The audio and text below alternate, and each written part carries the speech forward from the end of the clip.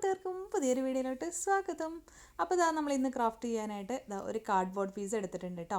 എന്നിട്ട് അതൊന്ന് ചെറിയൊരു പീസ് കട്ട് ചെയ്തെടുക്കുകയാണ്. അതിലിതാ ഒരു റൗണ്ട് പീസ് നമ്മൾ വരച്ചു കൊടുത്തിട്ടുണ്ട്. റൗണ്ട് പീസല്ല, റൗണ്ട് ഷേപ്പ് നമ്മൾ വരച്ചു കൊടുത്തിട്ടുണ്ട് കേട്ടോ. എന്നിട്ട് ആ റൗണ്ട് ഷേപ്പിൽ നമ്മുടെ ഈ ഒരു കാർഡ്ബോർഡ് പീസിന് നമ്മളങ്ങ് കട്ട് ചെയ്തെടുക്കുകയാണ് ചെയ്യുന്നത്. അപ്പോൾ നമുക്ക് ഇത്തിരി കട്ടിയുള്ള കാർഡ്ബോർഡ് തന്നെ എടുക്കാൻ വേണ്ടി ശ്രദ്ധിക്കുക കേട്ടോ. അപ്പോൾ ഇതേപോലെ എടുത്തതിന് ശേഷം നമ്മൾ ആ കാർഡ്ബോർഡ് ഒന്ന് കറക്റ്റായിട്ട് റൗണ്ടിൽ കട്ട് ചെയ്ത് കൊടുക്കുകയാണ്. അപ്പോൾ നല്ലൊരു റൗണ്ട് കാർഡ്ബോർഡ് പീസ് കട്ട് ചെയ്തെടുത്തു. അതിന് ശേഷം നമ്മൾ ഫുഡൊക്കെ പാർസൽ മേടിക്കുമ്പോൾ കിട്ടുന്ന ഇതേപോലത്തെ അലുമിനിയം ഫോയിലില്ലേ, അത് കട്ട് ചെയ്തെടുക്കാണ് കേട്ടോ. ഇതില്ലെങ്കിൽ സാധാരണ ഇങ്ങനെ ചുരുക്കി കിട്ടുന്ന അലുമിനിയം ഫോയിലില്ലേ, അതായാലും മതി, അല്ലെങ്കിൽ ഇതേപോലത്തെ എടുക്കാം കേട്ടോ. എന്നിട്ട് അതിലോട്ട് കുറച്ച് ഗ്ലൂ അപ്ലൈ ചെയ്ത് കൊടുക്കുകയാണ്. നമ്മുടെ കാർഡ്ബോർഡിനേക്കാളും കുറച്ച് വലുപ്പത്തിലുള്ള റൗണ്ടാണ് കേട്ടോ ആ ഫോയിൽ കട്ട് ചെയ്തെടുത്തിരിക്കുന്നത്.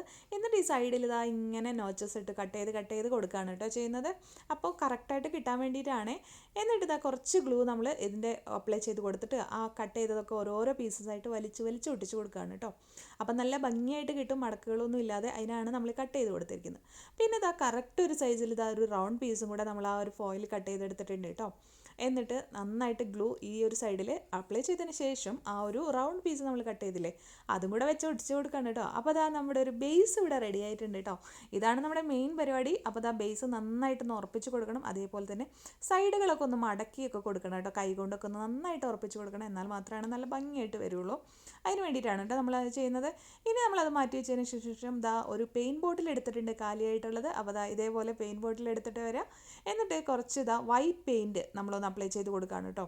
അപ്പോൾ ബോട്ടിലും അതുപോലെ തന്നെ നമ്മുടെ ക്യാപ്പിൽ നമ്മൾ വൈറ്റ് പെയിൻറ്റ് നന്നായിട്ട് അപ്ലൈ ചെയ്ത് കൊടുക്കുകയാണ് കേട്ടോ. ജസ്റ്റ് ഒരു കോട്ട് അത്രേ ആവശ്യമുള്ളൂ കേട്ടോ. അപ്പോൾ ഇത് അപ്ലൈ ചെയ്ത് കൊടുക്കുക. അതൊന്ന് ജസ്റ്റ് ഉണങ്ങാൻ വേണ്ടി മാറ്റി വയ്ക്കുക കേട്ടോ. ക്യാപ്പിലും ചെയ്യണം, ബോട്ടിലും ചെയ്യണം. അതിന് ശേഷം നമ്മുടെ എക്സെൽ എടുത്തിട്ട് ഇതേപോലെ കൊച്ചായി പൊടിച്ചെടുത്തിട്ടുണ്ട് കേട്ടോ. എന്നിട്ട് നമ്മുടെ ഈ ബോട്ടിലിനകത്തോട്ട് കുറച്ച് ഗ്ലൂ അപ്ലൈ ചെയ്ത് കൊടുക്കുകയാണ്. ഈ ഒരു ഭാഗത്താണ് നമ്മുടെ ക്യാപ്പ് ഇടുന്ന ഭാഗത്ത് നമ്മൾ ഗ്ലൂ അപ്ലൈ ചെയ്യരുത് കേട്ടോ. ക്യാപ്പ് ഇടുന്ന ഭാഗം ഒഴിച്ച് ബാക്കി എല്ലാ ഭാഗത്തും നമ്മൾ ഗ്ലൂ അപ്ലൈ ചെയ്ത് കൊടുക്കുകയാണ്. നന്നായിട്ട് അപ്ലൈ ചെയ്ത് കൊടുത്തതിന് ശേഷം നമ്മൾ എന്താ ചെയ്യുന്നത് വെച്ചാൽ നമ്മുടെ ഈ എക്സെല്ലുണ്ടല്ലോ, അത് ഇതിൻ്റെ മുകളിലോട്ട് നമ്മളിങ്ങനെ ഇട്ട് കൊടുക്കുകയാണ് കേട്ടോ. അപ്പോൾ ഒരു പെയിൻറ്റ് ബ്രഷ് യൂസ് ചെയ്ത് ഗ്ലൂ എല്ലാ ഭാഗത്തും ഇട്ട് കൊടുക്കുക. എന്നിട്ട് ഇതേപോലെ എക്സെൽ അങ്ങ് ഇട്ട് കൊടുക്കുക കേട്ടോ. അപ്പോൾ നമ്മുടെ ചാനൽ ആദ്യമായിട്ടാണ് കാണുന്നതെങ്കിൽ ഒന്ന് സബ്സ്ക്രൈബ് ചെയ്ത് സപ്പോർട്ട് ചെയ്യണേ കൂട്ടുകാരെ. അപ്പോൾ വളരെ ഉപകാരമായിരിക്കും കേട്ടോ. അതുപോലെ തന്നെ നിങ്ങളുടെ അഭിപ്രായങ്ങളും പറയണേ. അപ്പോൾ ഈ എക്സെല്ലിൽ ഇട്ട് കൊടുത്തതിന് ശേഷം വേണമെങ്കിൽ ഒന്നും കൂടെ ഇതിൻ്റെ മുകളിൽ ഗ്ലൂ അപ്ലൈ ചെയ്തിട്ട് കുറച്ചും കൂടെ ഇട്ട് കൊടുക്കാം കേട്ടോ. അപ്പോൾ അത് നമുക്ക് ഇതിനനുസരിച്ചിട്ട് നമ്മൾ ചെയ്യാം കേട്ടോ. അതിനുശേഷം നമ്മൾ നന്നായിട്ട് ഉണങ്ങിയതിന് ശേഷം കുറച്ച് ഗ്ലൂവും കൂടെ അപ്ലൈ ചെയ്താൽ കുറച്ചും കൂടെ നല്ലതാണ്. പക്ഷേ ഞാനിവിടെ ചെയ്യുന്നതെന്ന് വെച്ചാൽ കുറച്ച് വൈറ്റ് പെയിൻറ്റ് അപ്ലൈ ചെയ്ത് കൊടുക്കുകയാണ് കേട്ടോ. അപ്പോൾ അതെന്തിനാണെന്ന് വെച്ചാൽ എക്സെല്ലിന് ചിലപ്പോൾ ഒരു യെല്ലോയിഷ് കളറൊക്കെ ഉണ്ടാവില്ലേ, അതൊന്നും ഇല്ലാതെ പ്യുവർ വൈറ്റ് കളർ കിട്ടാൻ വേണ്ടിയിട്ടാണ് നമ്മൾ ഇതിൻ്റെ മുകളിൽ വൈറ്റ് പെയിൻറ്റ് അടിച്ചു കൊടുക്കുന്നത്. പെയിൻറ്റ് അടിക്കുമ്പോൾ നമ്മൾ ശ്രദ്ധിക്കണം, പെയിൻറ്റ് ചെയ്യുന്ന പോലെ ബ്രഷ് ഇങ്ങനെ സ്ലോലി ചെയ്യരുത്. ഇങ്ങനെ കുത്തി കൊടുത്തിട്ട് വേണം ചെയ്യാനായിട്ട്. അപ്പോഴാണ് നമുക്ക് എക്സെല്ലിൻ്റെ ഒരു ടെക്സ്ചർ കിട്ടുള്ളൂ കേട്ടോ. അപ്പോൾ നമ്മുടെ ക്യാപ്പും അതുപോലെ ഇതും റെഡി ആയിട്ടുണ്ട്. നമ്മൾ ആ ബേസിലോട്ട് നമ്മുടെ ആ ബോട്ടിലിനെ നമ്മൾ ഒട്ടിച്ചു കൊടുത്തു. അതിനുശേഷം ഈ സൈഡൊന്ന് കറക്റ്റായിട്ട് ആ ബോട്ടിലോട്ട് ഇരിക്കുന്ന പോലെ തോന്നാനായിട്ട് സൈഡിൽ ഒരു വൈറ്റ് പെയിൻറ്റ് കൊടുത്തെടുത്തു കേട്ടോ. ഇനി നമ്മുടെ ക്യാപ്പ് നമ്മൾ അതേപോലെ തന്നെ ചെയ്യാണ് കേട്ടോ ചെയ്യുന്നത്. പെയിൻറ്റ് അതായത് നമ്മൾ ഗ്ലൂ അപ്ലൈ ചെയ്തിട്ട് നമ്മൾ എക്സെല്ല് നന്നായിട്ട് ഒട്ടിച്ച് കൊടുത്ത് എടുത്തേക്കാണ് കേട്ടോ ചെയ്യുന്നത്. അതിനുശേഷം അതിലോട്ട് നമ്മൾ വൈറ്റ് പെയിൻറ്റ് ഇങ്ങനെ കുത്തി പെയിൻറ്റ് ചെയ്ത് കൊടുത്തു കേട്ടോ. അപ്പോൾ അതിൻ്റെ പോസൊന്നും അടയാതെ വേണേ. ഇനി കുറച്ച് ക്ലേ എടുത്തിട്ടുണ്ട്, അത് നന്നായിട്ടൊന്ന് റോൾ ചെയ്തതിന് ശേഷം ഈ കാണുന്ന പോലെ ആക്കി എടുക്കാം കേട്ടോ. ഇങ്ങനെ ഒരു നൂല് പോലെ ആക്കി എടുക്കാം കേട്ടോ. എന്നിട്ട് ഇങ്ങനെയൊന്ന് റോൾ ചെയ്ത് കൊടുക്കുക. ഇങ്ങനെ പൊന്തി നിൽക്കുന്ന പോലെയാണ് കേട്ടോ നമ്മൾ റോൾ ചെയ്യേണ്ടത്. കുറച്ചധികം ഇങ്ങനെ റോളായിട്ട് എടുക്കുക കേട്ടോ.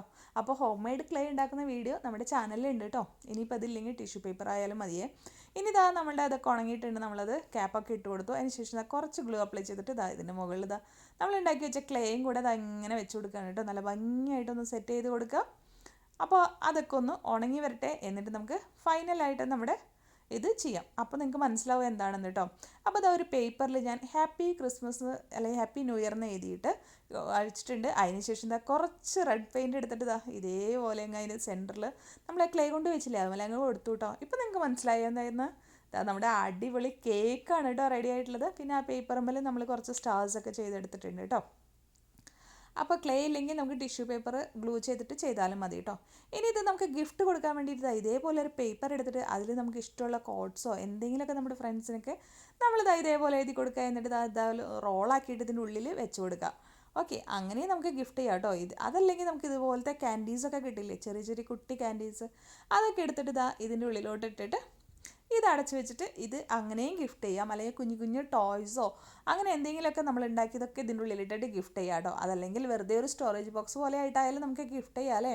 അപ്പം നല്ല ഭംഗിയല്ലേ ഇത് കാണാനായിട്ട്. എനിക്ക് നല്ല ഇഷ്ടമായി കേട്ടോ. കണ്ടു കഴിഞ്ഞാൽ ആരും പറയില്ല കേക്കല്ലെന്ന്, അതേപോലെ എണ്ണയുണ്ട് കേട്ടോ ഫിനിഷിങ്. അപ്പോൾ അതാ ഒരു ടോൾ കേക്ക് ഉണ്ടാക്കി വെച്ച പോലെ ഉണ്ട്. വൈറ്റ് ഫോറസ്റ്റ് ടോൾ കേക്ക് ഉണ്ടാക്കിയ പോലത്തെ അതേ ഫീലിങ്സ് തന്നെയുണ്ട് കേട്ടോ.